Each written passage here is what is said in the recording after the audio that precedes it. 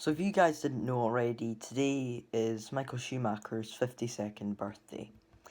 So I'm going to go through his Formula One career today, and I'm going to tell you why he, in my opinion, is the greatest Formula One driver of all time. I'm going to go through some of his best performances, a lot of the statistics, and of course some of his more interesting incidents. So let's begin. So Michael Schumacher, before he competed in F1, won the Formula Koenig Championship and almost won, I believe, the German Formula 3 Championship, where he would compete alongside fellow future F1 drivers Karl Wendlinger and Heinz-Harald Frentzen.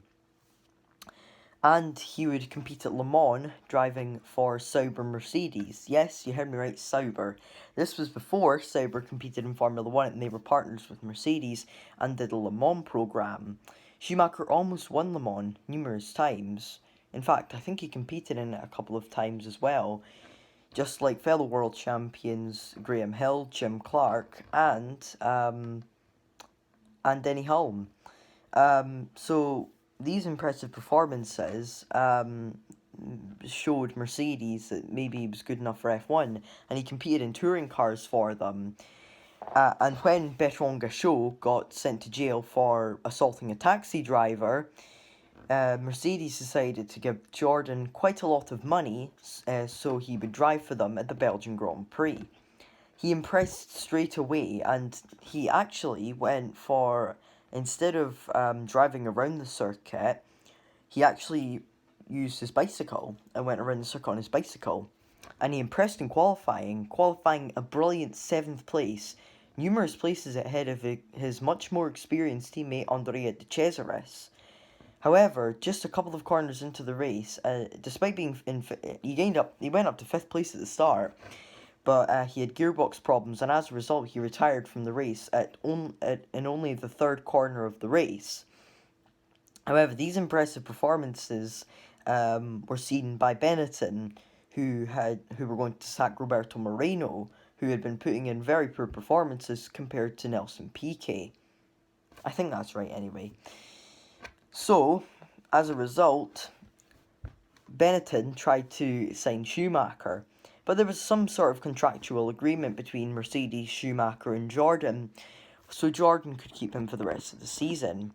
However, Benetton managed to win the court battle and ended up taking Schumacher themselves.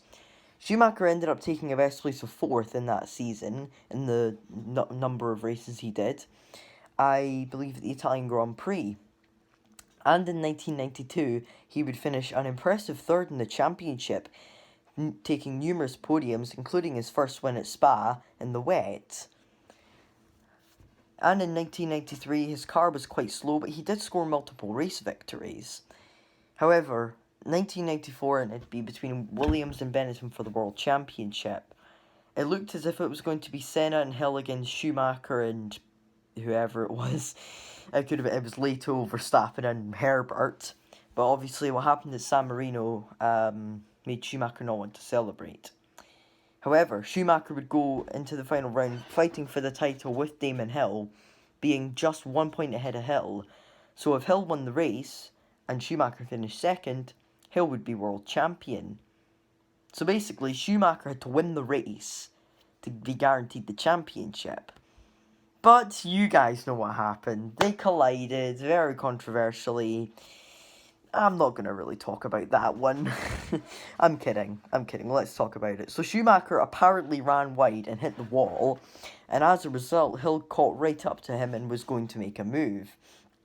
But Schumacher turned in on him, and Schumacher went flying into the barriers. Hill picked up a puncture, and Schumacher leaned against the fence after he retired, going,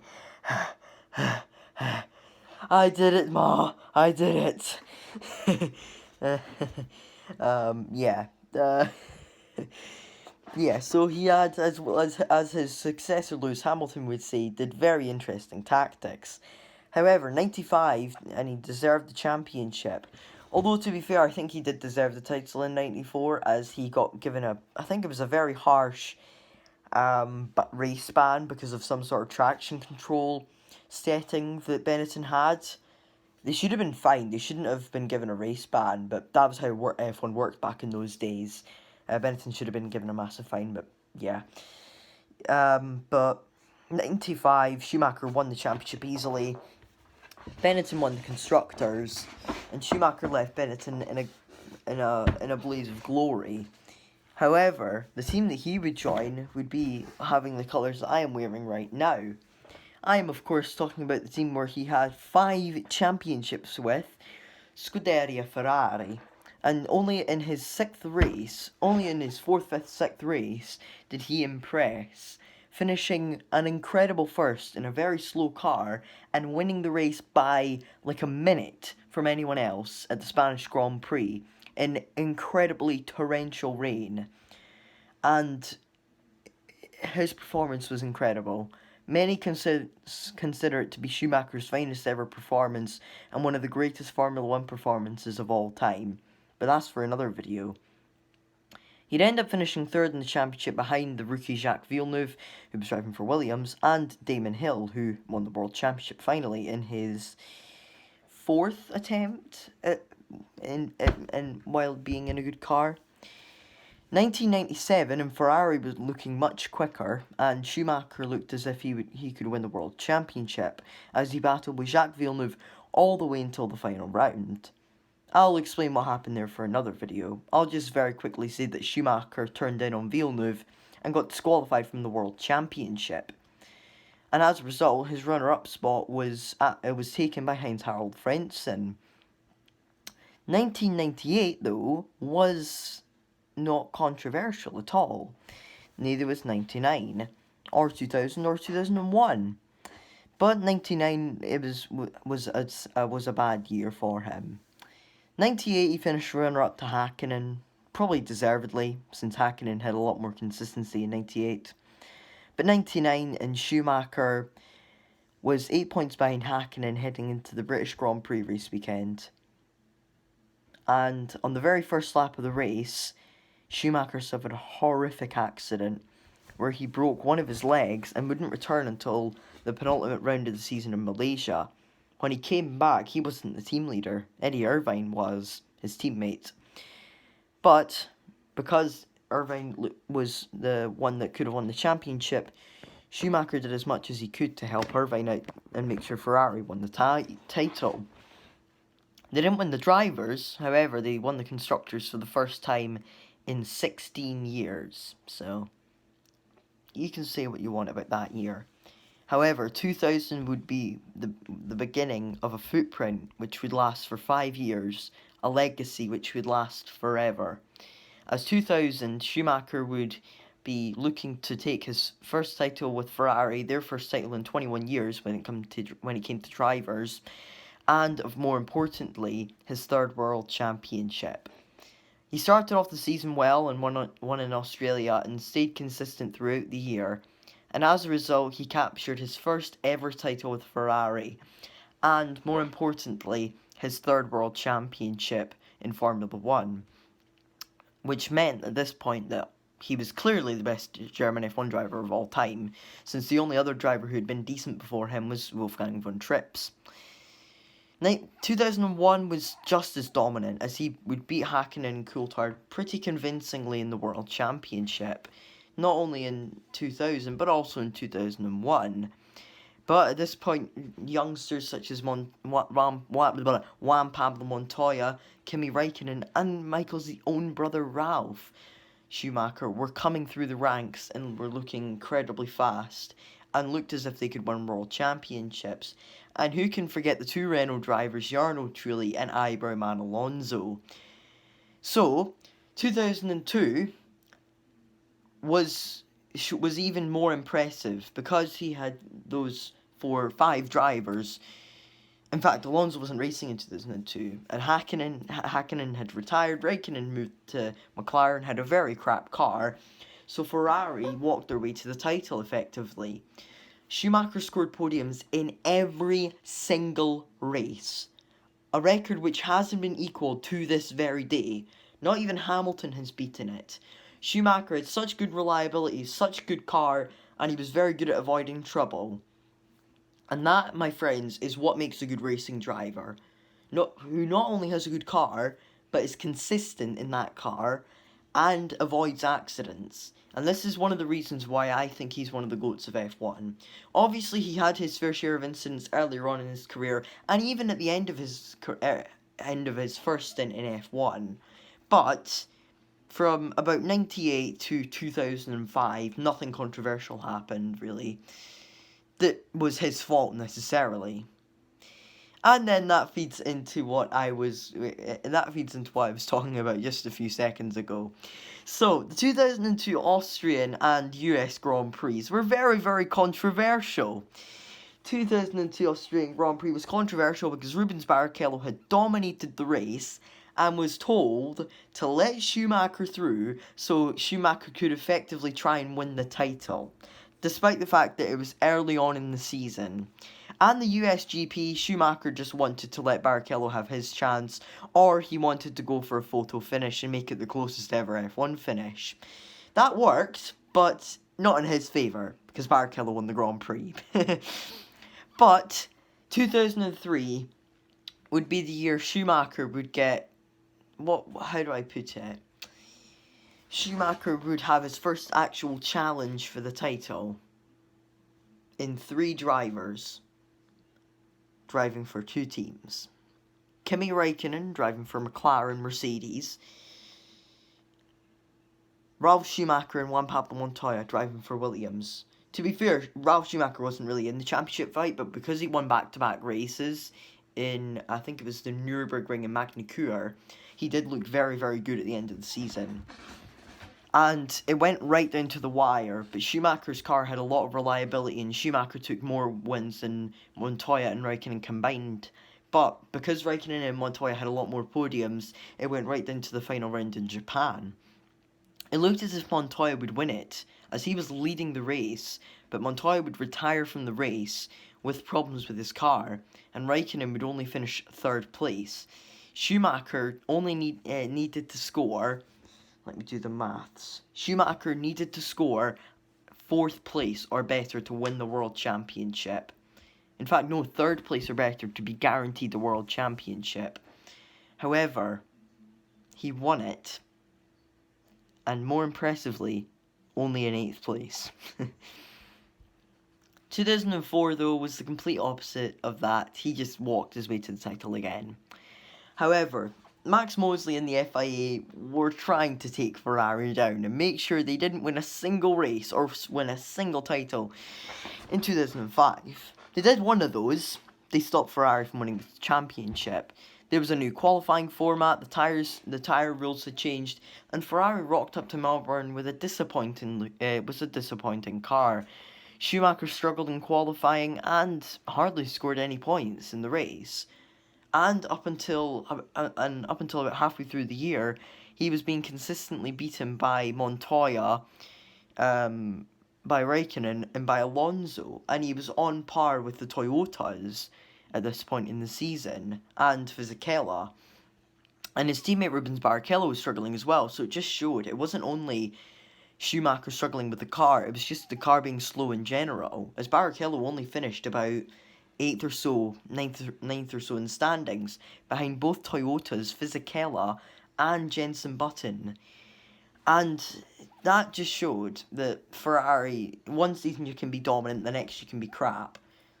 And that would not show in 2006, as Ferrari would return to the top. But I need to mention 2 incidents that happened in 2005 and 2006. You had the Indianapolis race disaster in 2005, where only 6 cars started the race due to the fact that there was banking on the track, and Michelin tires couldn't cope with the banking. And as a result, only the Bridgestone runners, which were the 2 Ferraris, the 2 Midlands, and the 2 Jordans, started the race. So effectively, Schumacher walked his way to the win, as there was absolutely no challenge from Barrichello, because Schumacher and Barrichello, I mean, comparing them, who do you think would come out on top? And then you have 2006 Monaco, when in qualifying, Schumacher deliberately stopped at Rascasse to make sure no one improved. Luckily, the FIA saw through this and, as a result, gave him a grid penalty, made him start at the back, but Schumacher impressively still managed to get a top 8 finish, so hats off to the lad for finishing top 5. But 2006 was a very emotional season for F1 because obviously Schumacher announced his retirement. I forgot to mention another thing. The 2003 San Marino Grand Prix was incredibly emotional for the Schumacher brothers, as their mother Elizabeth passed away in hospital on the Saturday night after qualifying. Luckily, they were there to see her pass away. They ended up racing on Sunday, and in the end, they did what their mother wanted them to do and do well. But, yeah, back to 2006. 2006, people weren't expecting Schumacher to retire. They were expecting him to fight for the title following a disappointing year. And McLaren showed up to Melbourne with Bahrain, with a disappointing car. And Ferrari looked to be the quickest car, with Alonso matching Schumacher's new teammate Felipe Massa in Bahrain. Alonso won the first couple of races of the season, Renault won the first couple of races of the season, Ferrari were struggling a little bit. However, Schumacher caught up to Alonso, and there were two very important races that year for Schumacher. The Italian Grand Prix at Monza, and the final race of the season at Brazil. As in Monza, after taking his 90th victory in Formula 1, in fact 3 races, China, the Chinese Grand Prix, the Brazilian Grand Prix, and the Italian Grand Prix. The Italian Grand Prix was so important as after his 90th Grand Prix victory, Schumacher announced in a live press conference that he was going to retire from Formula 1. He would stay with Ferrari as a brand ambassador and even as their test driver. However, one of the drivers in that press conference with him, who finished on the podium with him that day, would be taking his seat at Ferrari, Kimi Räikkönen. And then the Chinese Grand Prix happened, where Schumacher took his 91st and final Grand Prix victory.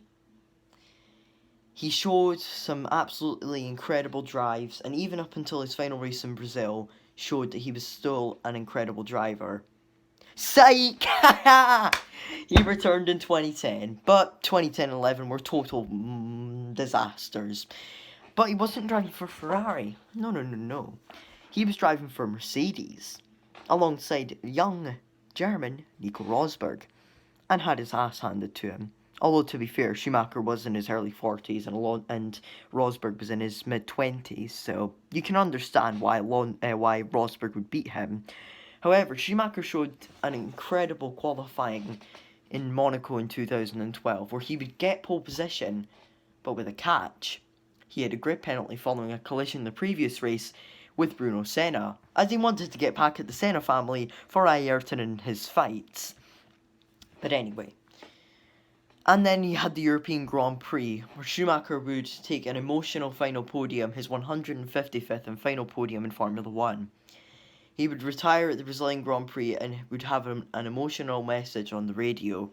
However, he would show why he was so special over those seasons he had in F1. 91 Grand Prix victories, 155 podiums, 68 pole positions, 77 fastest laps, 7 world titles. Hashtag keep fighting Michael. Now, if you don't know what happened on the 29th of December 2013, I'm going to very quickly explain it to you. While skiing with his 14-year-old son Mick, Schumacher suffered horrific head injuries.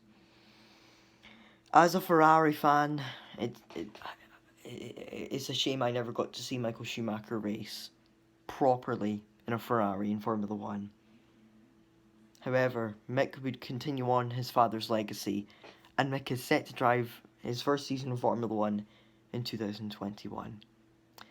Schumacher hasn't recovered since, and was in a coma for over a year, following hitting his head on a rock, suffering severe head injuries. He came out of the coma, and not much detail has been talked about. The person who's given the most information about him has been his good friend Jean Todt, the president of the FIA and former Ferrari team principal. Hashtag keep fighting, Michael. Happy 52nd. And I hope to see you in Formula One back. In the Formula One paddock very, very soon. I salute you, Michael. I salute you.